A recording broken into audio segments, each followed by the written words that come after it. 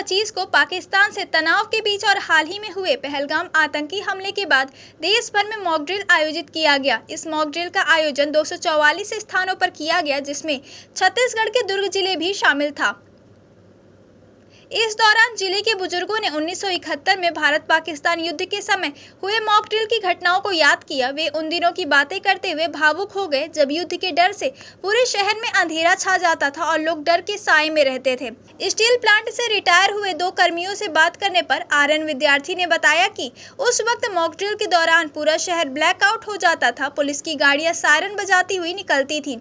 Bhilai steel plant की चिमनियों से siren बजता था और फिर लोग अपने घरों के अंदर चले जाते थे। अगर कोई भी घर के बाहर निकलता या लाइट जलाता तो पुलिस की गाड़ियां वहां पहुंच जाती और उसे हिदायत देती। वह बताते हैं कि मॉक ड्रिल के दौरान ऐसा महसूस होता था जैसे भिलाई का अस्तित्व खतरे में हो।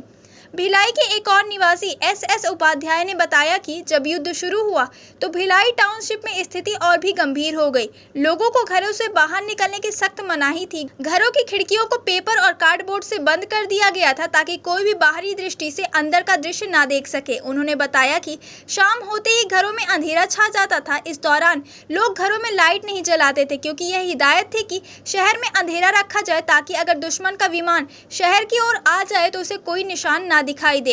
यह स्थिति इसलिए भी जरूरी थी क्योंकि भारत पाकिस्तान के बीच युद्ध के दौरान एयर रेड प्रोटोकॉल का पालन किया जाता था। इसके तहत नागरिकों को यह समझाया गया था कि यदि हमला होता है तो कहां छिपना है, कैसे बत्तियां बंद करनी है और क्या करना है। इस पूरी प्रक्रिया ने 1971 के युद्ध के दौरान नागरिकों के बीच भय और तनाव को बढ़ा दिया था, लेकिन लोगों ने फिर भी संयम बनाए रखा और किसी न किसी तरह अपने डर को बाहर नहीं आने दिया।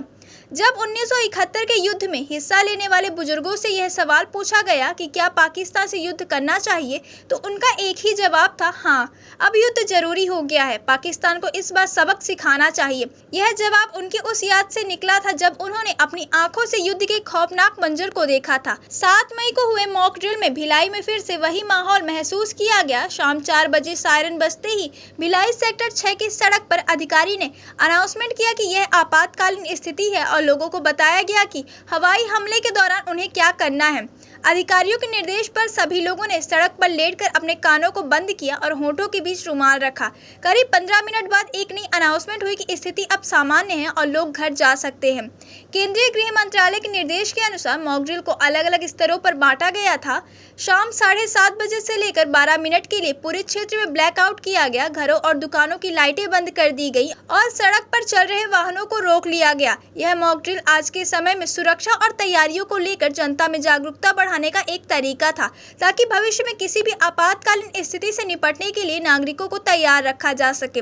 यह मॉक ड्रिल भिलाई के लोगों के लिए एक मजबूत याददाश्त बन गया जो 1971 के युद्ध के दौरान की खौफनाक घटनाओं और सुरक्षा उपायों को फिर से महसूस कर रहे थे। उन्होंने इसे न केवल एक ऐतिहासिक अनुभव के रूप में देखा बल्कि इसने उन्हें यह भी सिखाया कि संकट के समय में धैर्य, सतर्कता और सामूहिक सहयोग कितना महत्वपूर्ण होता है। आज के दौर में मॉक ड्रिल के माध्यम से पुरानी यादें ताज़ा होती हैं, लेकिन यह भी एक सीख है कि हम सभी को किसी भी संकट के लिए तैयार रहना चाहिए। भारतीय नागरिकों की तत्परता और एकजुटता युद्ध की स्थिति में उनकी ताकत बन सकती है।